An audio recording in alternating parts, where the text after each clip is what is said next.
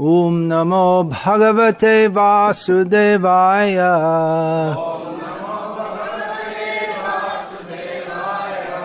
Om Namo Bhagavate Vasudevaya.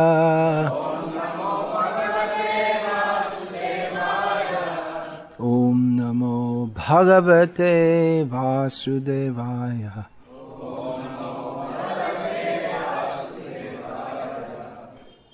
Srimad Bhagavad-gita as it is, translation and commentary by His Divine Grace A.C. Bhaktivedanta Swami Prabhupada, Chapter 18, Text 62. Tam eva sharanang gaccha sarva bhavena bharata tat prasadat parang shantim sthanam prapsyasi shashvatam. Verse translation. O scion of Bharat, surrender unto him utterly. By his grace you will attain transcendental peace and the supreme and eternal abode. Purport. A living entity should therefore surrender unto the Supreme Personality of Godhead, who is situated in everyone's heart, and that will relieve him from all kinds of miseries of this material existence. By such surrender, not only will one be released from all miseries in this life, but at the end he will reach the Supreme God. The transcendental world is described in the Vedic literature as Tad Vishnu Paramang Padam. Since all of creation is the kingdom of God, everything material is actually spiritual. But Paramang Padam specifically refers to the eternal abode, which is called the spiritual sky or Vaikuntha. In the 15th chapter of Bhagavad-gita, it is stated, Sarvasya chahang hridi sannivishtaha. The Lord is situated in everyone's heart. So, the recommendation that one should surrender unto the Super Soul sitting within means that one should surrender unto the Supreme Personality of Godhead, Krishna. Krishna has already been accepted by Arjuna as the Supreme. He was accepted in the 10th chapter as Parang Brahma Parang Dhama. Arjuna has accepted Krishna as the Supreme Personality of Godhead and the Supreme Abode of all living entities, not only because of his personal experience, but also because of the evidence of great authorities like Narada, Asita, Devala, and Vyas. This word Sharanam, is generally translated as shelter. Srila Prabhupada generally translates it slightly differently as surrender. The point being that there's no shelter without surrender. I got inspired to speak on this topic today. I've spoken on it several times. It's a very important topic. It's the conclusion of Bhagavad-gita. We have to take shelter of Krishna. This verse is a precursor to the famous Mamekam Sharanam Vraja statement, which will appear just 4 verses later. I particularly thought to speak on it as now the Ayappa season has begun in South India, in which the chant is that Swami Sharanam, taking shelter of Swami, which means Ayappa, and among the Ayappas, as we call them, I suppose they all consider themselves to be Ayappa with some kind of Mayavadi conjuring or mental conjuring trick, because they call each other Swami also. So, of course, Prabhu means God, and we also address devotees as Prabhu. So it's the same word, meaning master. Krishna here says, in this section of Bhagavad-gita, says, Mamekam Sharanam, to take shelter of me only. Ayappa is not Krishna. So, to take shelter of Krishna only means not Brahma, not Shiva, not Ayappa. To take shelter of Krishna only. And sarva bhavena, in all respects. If we don't take shelter fully, then it's not really taking shelter. There's with some reservations. And sarva bhavena means also without any extraneous motive. Mamekam, surrender to me only. That implies not only that we should take shelter in Krishna only, but it also implies that we should not maintain any other desire or ambition, that we have nothing to do than to surrender to Krishna. This is the conclusion of Bhagavad-gita, and it's the conclusion of the Vedic path, in which there is karma and jnana and yoga. But the karmis and jnanis and yogis, they're not thinking to take shelter of Krishna, although they may approach him as if taking shelter.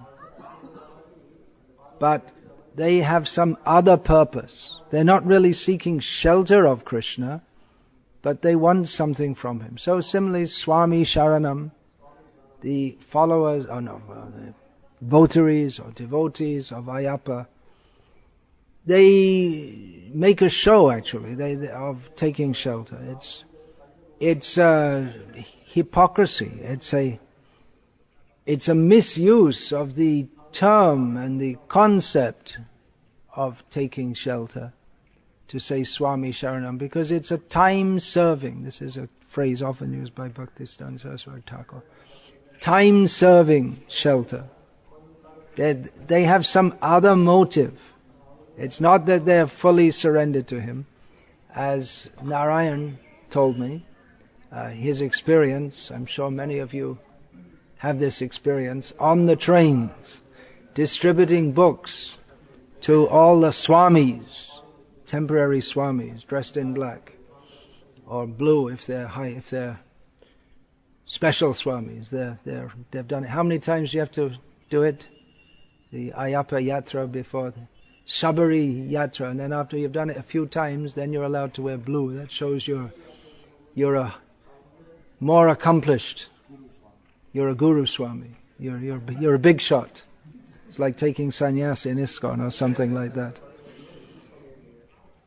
So yeah, he told me that when they're going to Sabarimalai and they're still in their 40 days, they're very receptive, they listen, they take the books, but when they're coming back and they're finished, then they're eating meat and drinking and they won't even look at the books.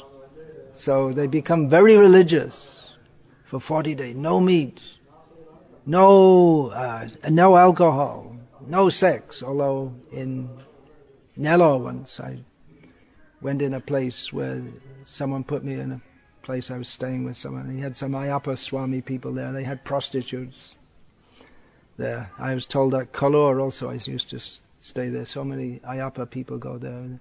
The holy places where the Ayappas visits are full of prostitutes. So not all of them follow properly. It's a chance to get away, and anyway, I don't know why they're doing it. But it's a false taking shelter. For some time they make a show of taking shelter, but they have some other motive. Maybe to refrain from such activities with the idea that later I'll get more opportunity to indulge in sense gratification. Like Hiranyakashipu, for instance. There are so many. He performed great austerities, refraining from all kinds of sense gratification, but his aim was to get power to enjoy sense gratification more. So his so-called taking shelter of Lord Brahma was not really taking shelter, showing himself to be very submissive, but he had another motive. It's this word surrender is used in English in the context of a soldier or a criminal. The soldier surrenders to the other army, puts his hand up. The criminal surrenders to the police. But the soldier who surrenders, then he places himself completely under the control of the other army. They can do what they like with him. He thinks it's better to surrender. Otherwise, if I surrender, they might kill me. But if I don't surrender, for sure they'll kill me. So better to surrender. So he's very submissive. He'll do whatever they say, but you can't trust him because you know that he's surrendering out of fear and that he doesn't really like you, and actually he wants to kill you, but he's in no position to do so. So his submissiveness, it's not real submissiveness, it's forced by fear. Unless there's I'll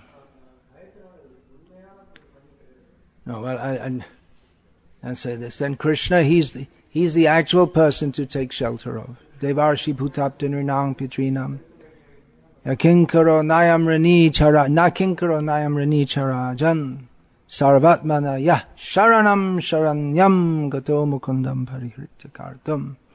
This verse says that one who takes full shelter of Krishna, Mukunda, the giver of liberation, he is no longer indebted to anyone. Everyone has debts to the demigods, the sages, other living beings, the forefathers, family members, animals, so many debts.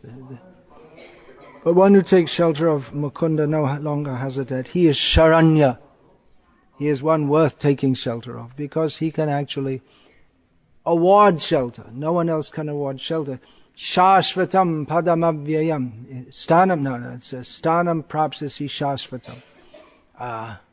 Here, by taking shelter of him, one can attain to the eternal abode.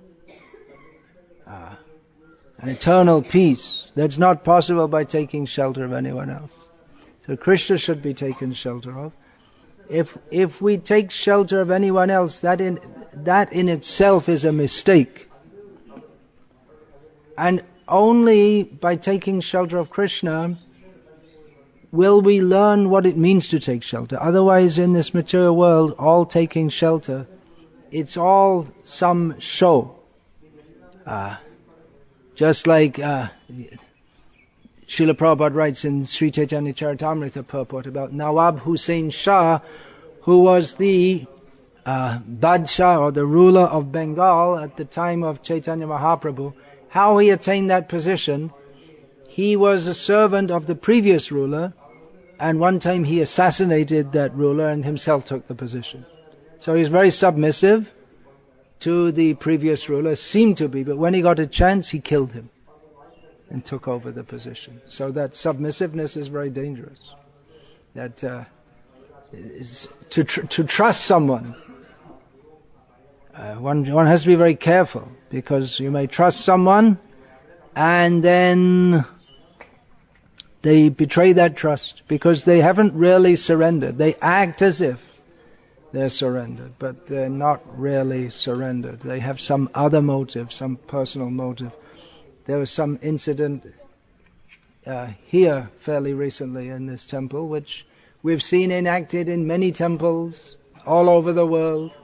A devotee is very submissive and behaves very nicely and seems to be an ideal devotee, and one time he gets the opportunity and takes some money and runs off, and you don't see him again. Or maybe you will see him again after some time and he'll come back again, like that fellow in Chennai.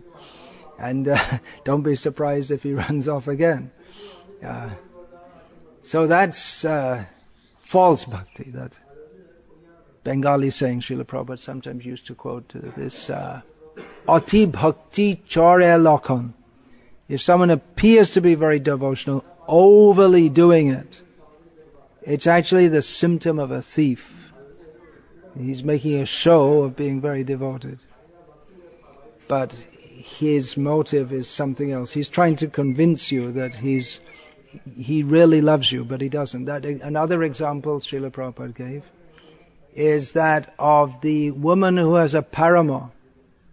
She'll perform all her domestic duties very nicely. She'll be an ideal wife, apparently, so that the husband will not suspect. You think, oh, my wife is so good. But unknown to him, has a lover on the side. So those who take shelter, but they don't really take shelter, they do so because they find themselves at present in a position lower than that of the person they take shelter of, and they want to get something from them. They're actually envying them. They don't really, although they may praise them, they actually envy them and want to get something from them. Of course, we may say we take shelter of Krishna because we want to get something from him. Well, that's there in the karmis, the jnanis. They want material rewards and liberation, respectively. The devotee doesn't ask for anything from Krishna, only that Chaitanya Mahaprabhu said, Bhavatad Bhakti Rahaitu Gitva. Please give me your devotional service, unmotivated. That he's asking from Krishna. What's that verse? There's another one. Betan more deya prema dhan. That Chaitanya Mahaprabhu said. That's the Bengali equivalent given in Chaitanya Charitamrita. That give me the wages of love of God. Chaitanya Mahaprabhu asked for that. So in the guru-disciple relationship, there may be also someone apparently takes shelter, but not in the proper way. It's not appreciated. The example is there of Ekalavya. He's lauded as a great disciple of the Guru. But then if he's a great disciple, why did the Guru cut his thumb off? Because he was a cheater. He made a show of being very submissive, but he had a different motive. He didn't want to actually follow the Guru. He was rejected for being a disciple. Maybe if he'd have asked, well, on what conditions? What do I have to do to be accepted as a disciple? He might have been told, and then he could have worked on that. But instead, he just thought, okay, I'll be a disciple in my own way. So, although he was apparently a great disciple, he was actually a cheater. And Srila Prabhupada also told us about this one. Guru Mara Vidya. That he says the Mayavadis are like this. They learn everything from the Guru, and then they take over. They kill the Guru, and then now I'll be the Guru, like the assassination. Now I learned everything. Now I can be a Guru. I'll take over. Similarly, in this, those who approach God with fear of Him, fear the Lord. This was my religious upbringing. The main thing I was taught in the Christian religion I was raised in. The thing about God is you have to be afraid of Him, because otherwise He'll throw you into hell. So, respecting Him as a power only. Again, we can read for the fourth day running maybe, that from chapter 10, text 2. It's so relevant to so many of our discussions. The conception of God, Srila Prabhupada writes, as some ruling power or as the impersonal Brahman can be reached by persons who are in the inferior energy of the Lord, but the personality of Godhead cannot be conceived unless one is in the transcendental position.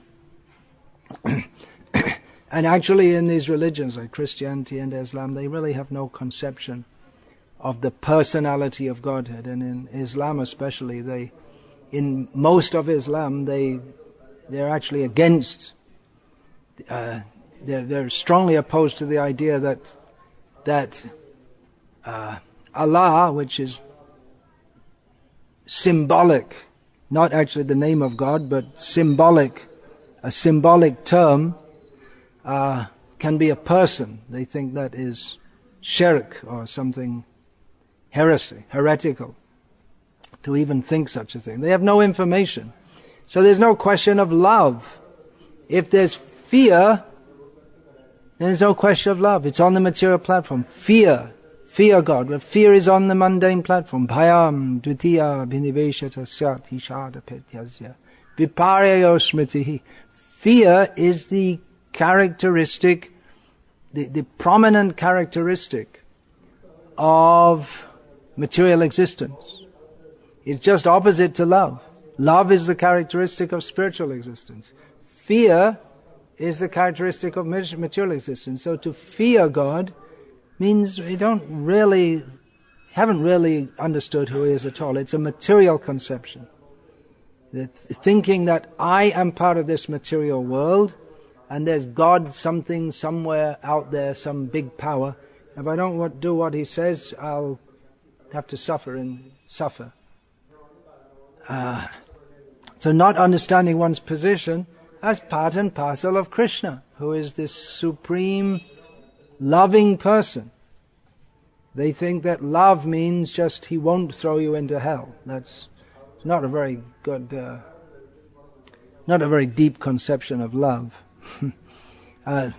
In relationship with Krishna, first there has to be this taking shelter to protect, taking shelter of Him to protect us from material conditions, to deliver us from material conditions. That's the beginning, to deliver us back to Godhead. We find in most Vaishnava Sampradayas, they have the idea that we worship Krishna or Vishnu and He will give us moksha, He'll give us mukti, He will deliver us from this world.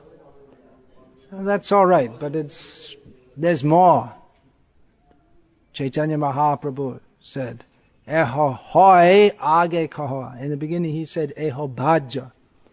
What Ramananda Rai proposed, what you're talking is external, but eventually he came to the platform, Eho hoy, this is all right.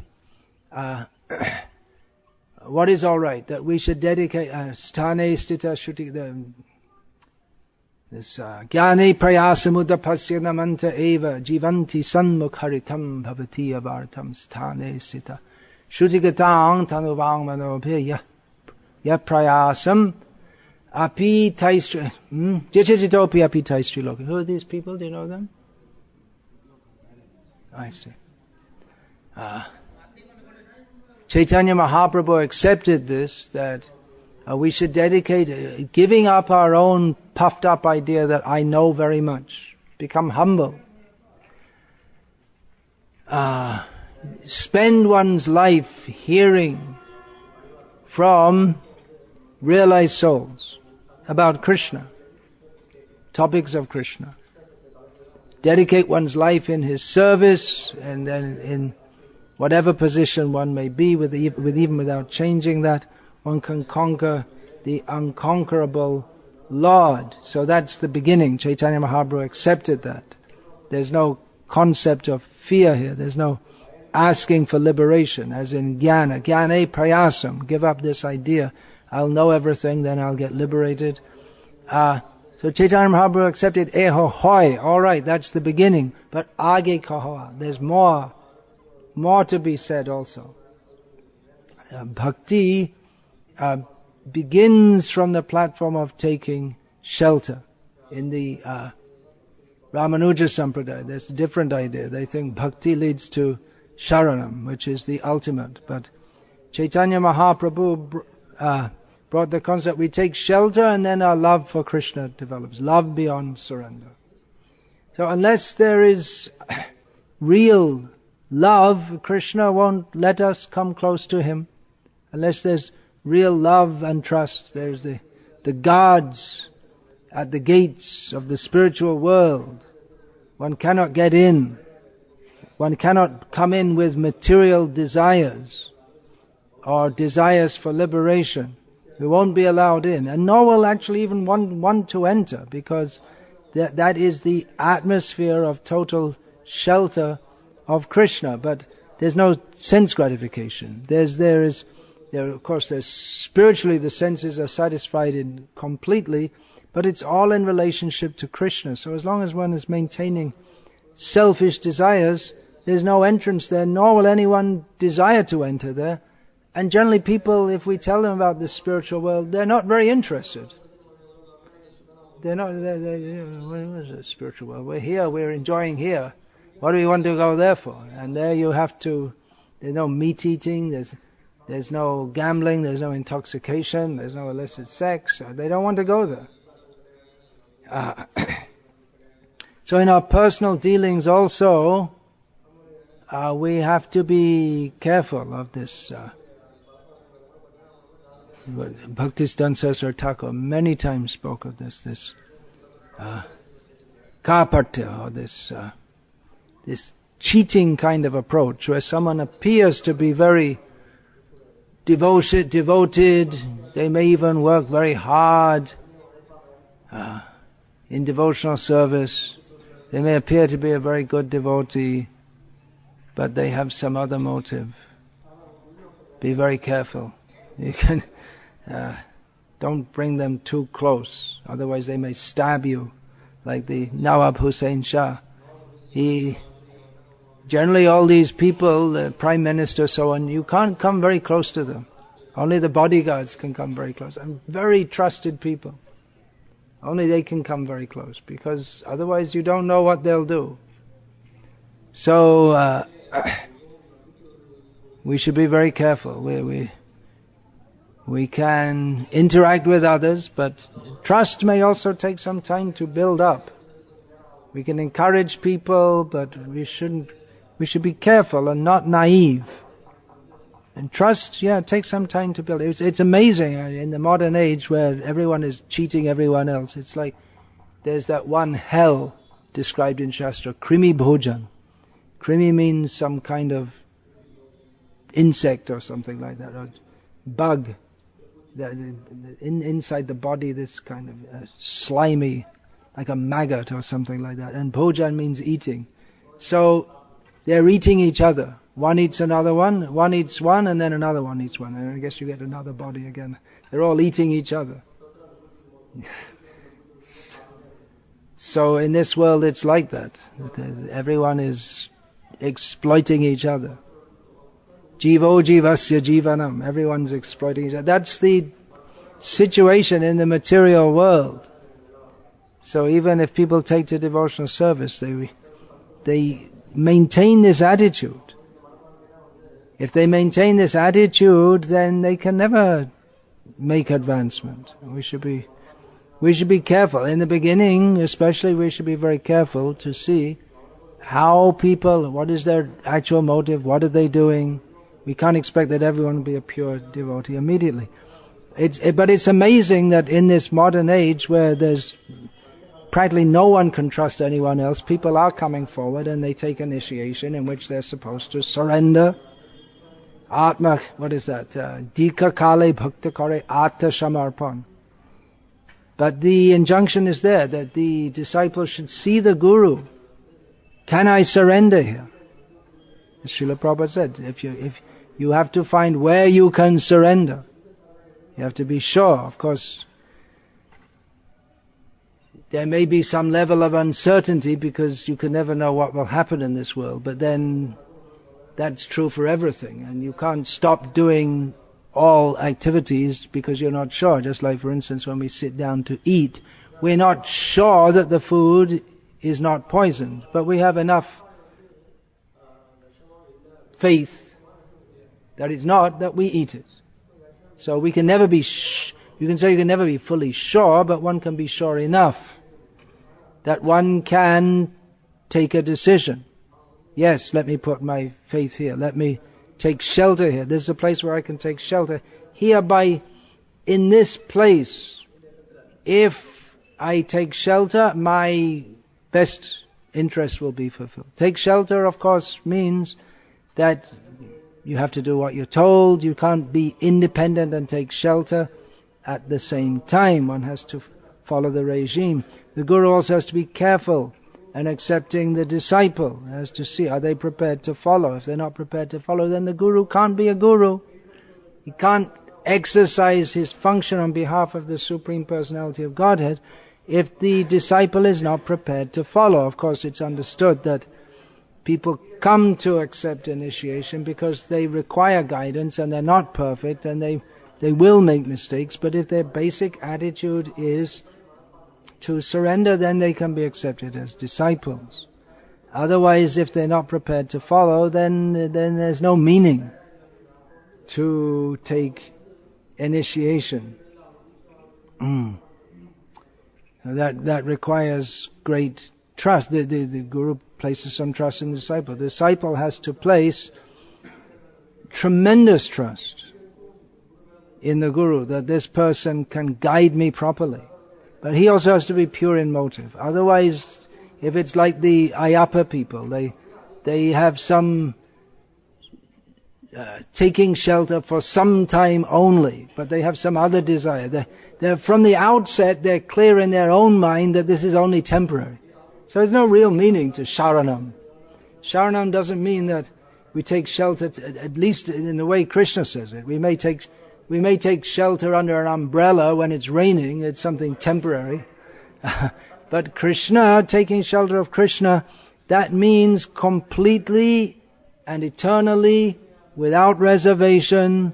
That is the meaning of taking shelter of Krishna. Temporary shelter, that is for something temporary. But we are eternal. We're eternal and we're meant to be eternally sheltered at the lotus feet of Krishna. So taking shelter anywhere else cannot fulfill what we really need. And the attempt to do so means that we're ignorant of our own self-interest and we're cultivating material desires in doing so. So taking shelter means taking shelter of Krishna, and Krishna gives the way to do so by taking shelter of the devotees who are his representatives in this world. So there are some thoughts again on the topic of Sharanam. It's a very important word. It's very important to understand what it means. We can understand what it means when we understand the position of Krishna, the position of ourselves. Krishna is the Supreme Personality of Godhead. We are his eternal servants.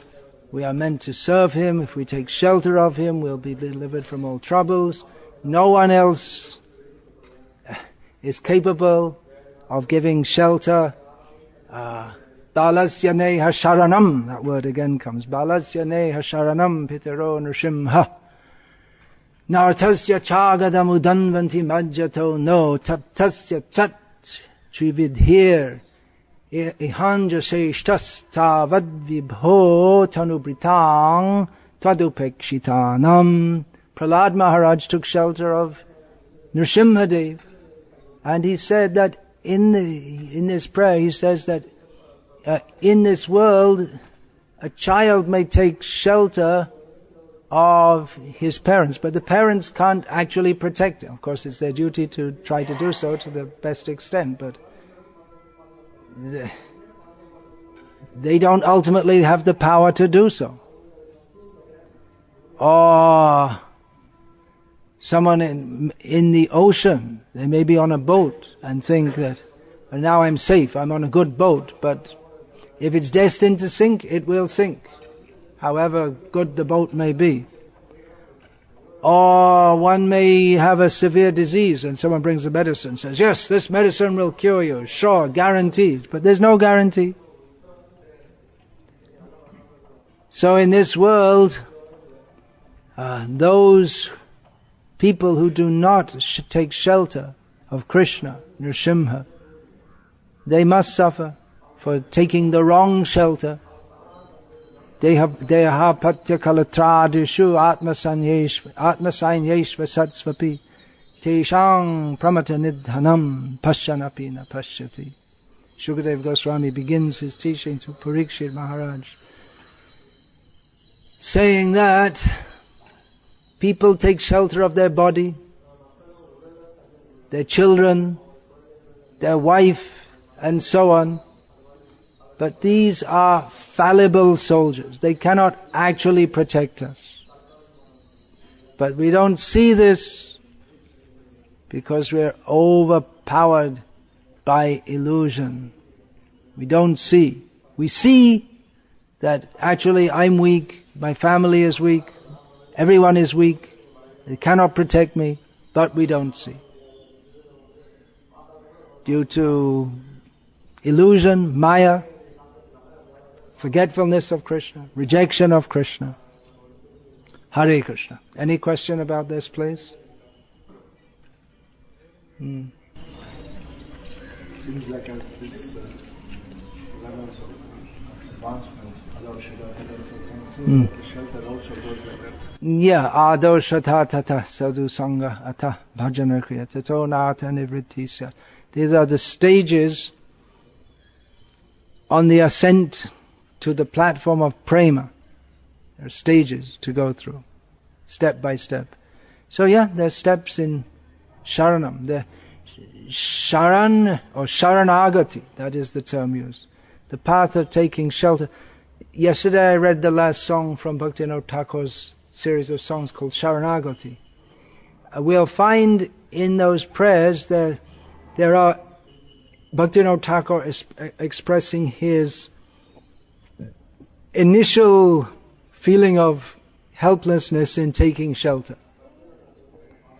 In songs beginning, for instance, what is that? There are so many songs. What is that? Amar Jivan Shada Pape Rata Nahika Punyara Lesh. He begins a song saying that in my life I've always attached to sinfulness. There's not even a trace of piety. So he has many songs starting like that.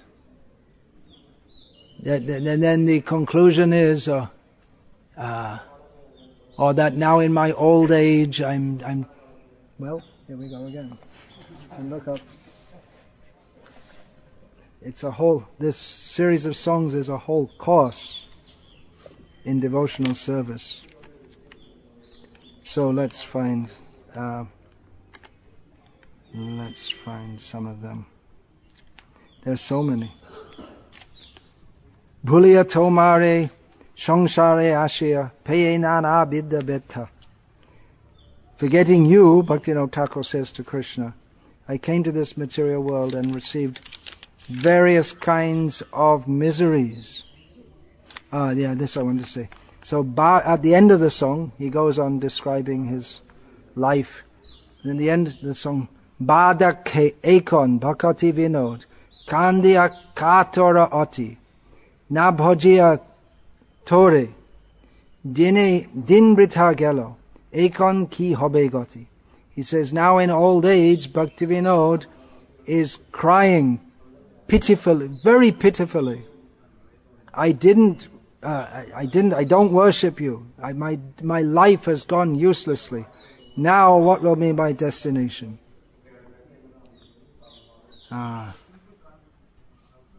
Then in the next song he describes how he was attached to mundane studies, and he finishes that song, Toma charan bina kichudhan, shangshare na achaya.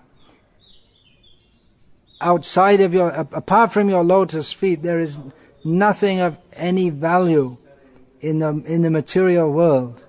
Bhakti Vinod, Joro Bidda Chari, Tuapade Kare Shah. Bhakti Vinod says that rejecting materialistic knowledge, he makes your lotus feet the essence of his life.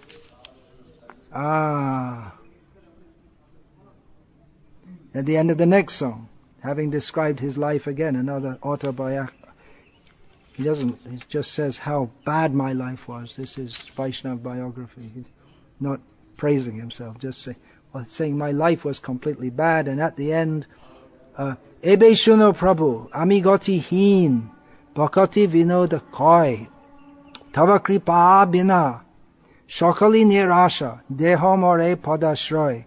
Now hear me, O Lord. I am without any direction. Bhaktivinoda says, without your mercy, everything is hopeless. So give me the shelter of your lotus feet. Ashray, that's another word. Ashray. Then Amar Jivan Shada Papi Rota. He goes on in the end.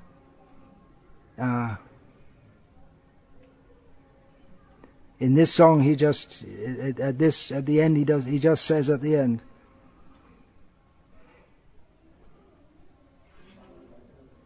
Bardake ekon upai bihin tate dina okinchon.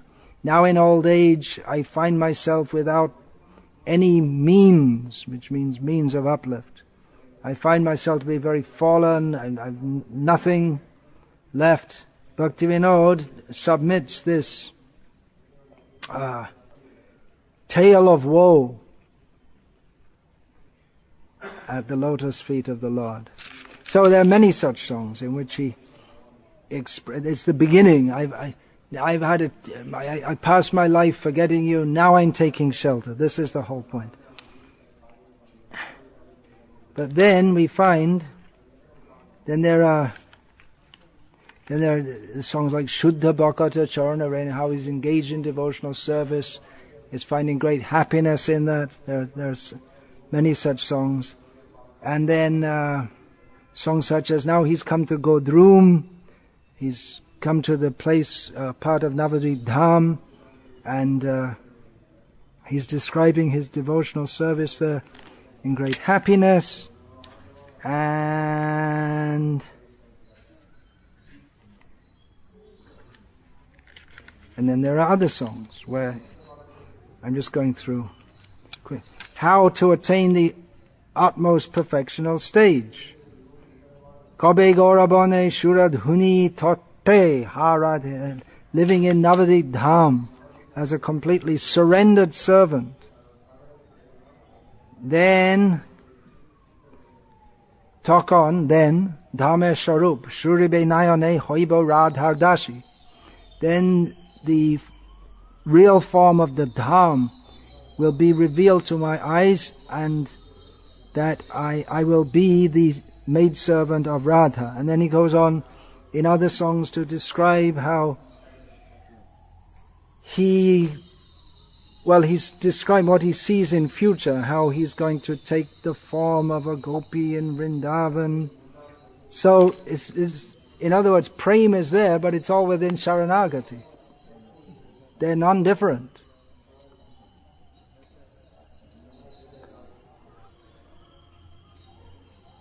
At the highest stage, we see also that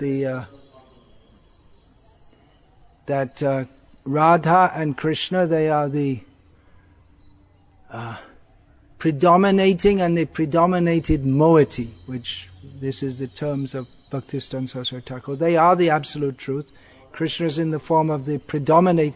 Moiety means a body made of two parts. So Krishna is the predominating part, and Radha is the predominated part. And then there are gopis who are subservient to Radha, and then gopis who are subservient to those gopis, and it goes on in this way. And therefore we have das, anudas, anudas, anudas. Oh, there's also another song. Yeah, well, there's also Bhaktivinoda Thakur sings about taking shelter at the lotus feet of the Sakhis, or a particular Sakhi, who is a servant, so we take shelter there. So this is all on the platform of Prem. So in Prem there's Sharan also. It's not that we take shelter and then we come to Prem and then we forget about the shelter. It's not that. But it's shelter in a different... Shelter in the beginning is shelter from the nastiness of this material world, and shelter from the oscillations of our own mad mind. But later there's shelter in service in the spiritual world. And both of these are described in Bhaktivinoda Thakur's Sharanagati collection. So we'll find he does it in sections, the 6 sections, or he composes the song in 6 sections. They're the 6 facets of Sharanagati, Anukulyasya Sankalpa, all these, beginning with performing activities favorable for devotional service.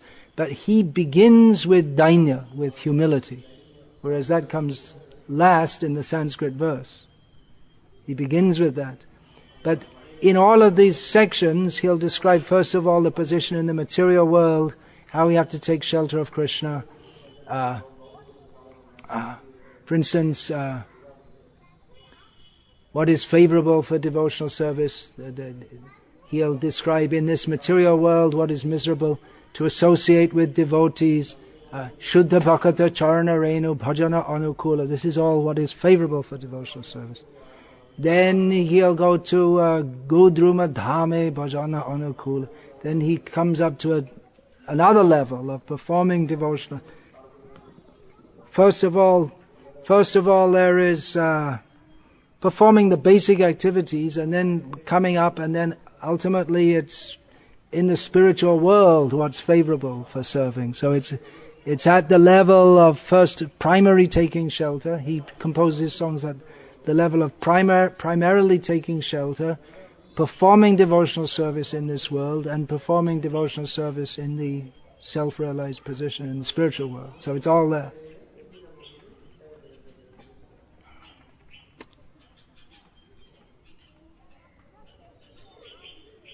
Ado Shraddha Tata Sadhu Sangha Ata Bhajana Kriya.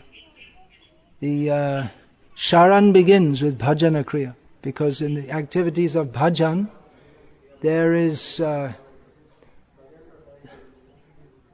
does that begin? Ata Gurvashraya. In the 64 items of devotional service, the first is to take shelter of a guru. So it begins with that.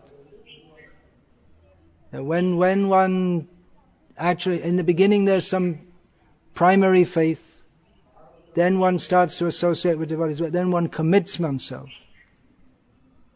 And that is called bhajan. Otherwise, prior to that, there may be sadhu sangha, but there's no bhajan. The specific, regulated, disciplined activities for cultivating devotional service, which is required. Otherwise, one doesn't come to the topmost stage, bhajana kriya, and then we have still another 6 stages to go through to reach to prem. Bhajare bhajare amar mon ati manda bhaja braja bane radha krishna charana bhajan bina gati nai re. Bhaktivinoda Thakur says, my dear wicked mind, perform bhajan. Bhajare bhajare amar mon ati manda. Worship Radha and Krishna, the lotus feet of Radha and Krishna in the forests of Vrindavan. Without bhajan, there's no hope. No way. So bhajan means these activities, rising early, chanting the holy names, Mangalarti, hearing the message of Gita and Bhagavatam. These are activities of bhajan. These are required. Yeah, anything else? Bhajare, bhajare.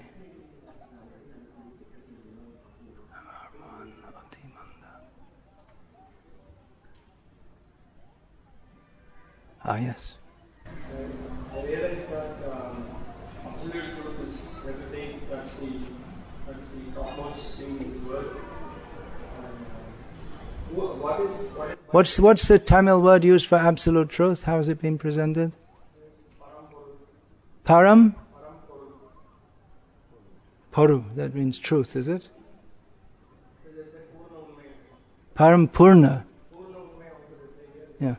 Okay. So I understand that the highest truth. Yeah. I want to understand what is my identification. What is your identification? You are not the absolute truth.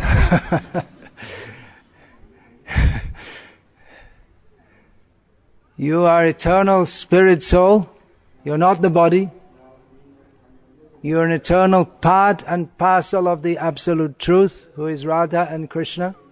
We are eternal servants of the servants of the servants of the servants of the absolute truth, Radha and Krishna.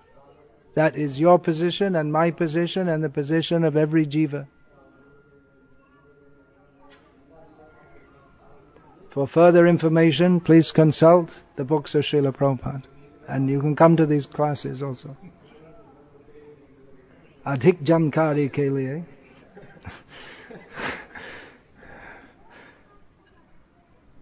Hare Krishna. Srila Prabhupada ki jai. Srimad Bhagavad-gita ki jai. Shri Shri Gaur Nitai ki jai.